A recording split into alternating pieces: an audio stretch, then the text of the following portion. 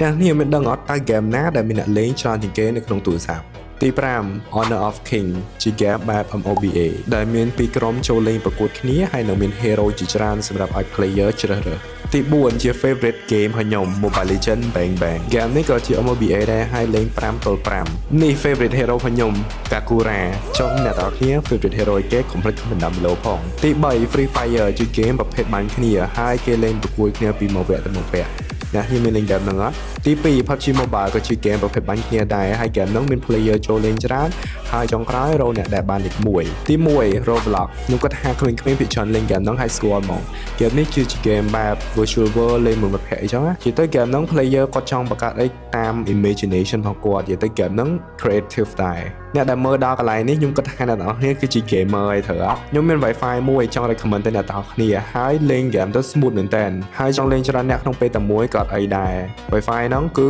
Neocom internet អ្នកគ្នាតែងតែ slow ពីយប់មែនកុំភ្លេច comment នៅbelow ផងឥឡូវ Neocom កំពុងតែ promotion ពិសេសសម្រាប់បញ្ចប់ internet របស់គាត់បើអ្នកចង់ដឹងព័ត៌មានបន្ថែមអាចតាក់ទងទៅ page ផ្លូវការរបស់ Neocom ឬក៏លេខទូរស័ព្ទដែលមាននៅខាងលើនេះ